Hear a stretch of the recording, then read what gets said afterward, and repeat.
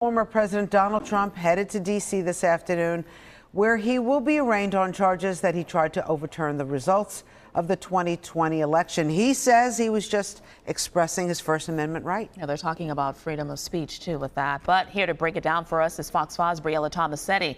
Briella, what do we know? Yeah, Tashani and Rosanna, here we go again. That court appearance is set for 4 o'clock this afternoon. And here's the plan as we know it right now. Trump will fly down from his golf club in Bedminster, New Jersey. And after he lands in D.C., the former president will be escorted to an area where he will be booked for the 3rd time this year. Inside the courthouse, Trump will likely be fingerprinted and processed. He will not have his photo taken, though, before going in front of the judge.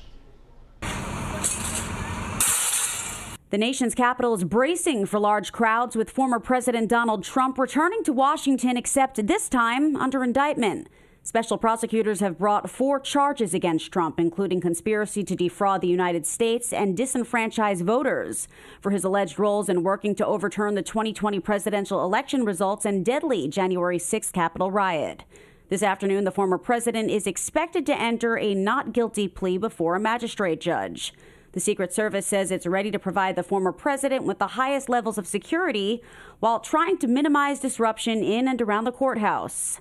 We are in a constitutional abyss right now. Trump's defense lawyer John Lauro addressed the case in an interview on CBS, laying out the legal strategy he plans to use to counter the accusations. His argument, Trump's First Amendment rights are under attack. This is the first time that political speech has been criminalized in the history of the United States. It's the first time where a current president is using the criminal process to attack a former president on policy issues. Laura went on to say that Trump had a, quote, smoking gun of innocence in a memo written by conservative attorney John Eastman, which said that Trump could ask his vice president, Mike Pence, to pause the congressional certification of the election. To that end, Pence issued a fierce rebuttal. President Trump and his advisors didn't just ask me to pause. They asked me to reject votes, return votes, essentially to overturn the election. Trump, who has now been charged in 3 criminal cases this year, was the only person indicted, but prosecutors referenced 6 unnamed co-conspirators,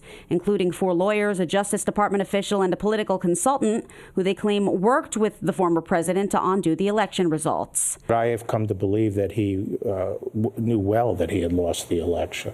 Meanwhile, on CNN, former Attorney General Bill Barr pushed back against claims that the indictment against Trump is a violation of his right to free speech. In December 2020, he said the Justice Department had not found substantial evidence of widespread voter fraud and has since emerged as one of the former president's biggest critics. They're not attacking his First Amendment right. He can say whatever he wants. That does not protect you from entering into a conspiracy. All conspiracies involve speech.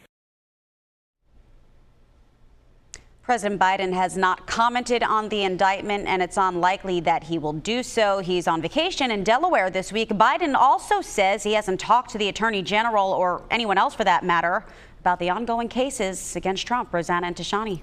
All right, thank you so much.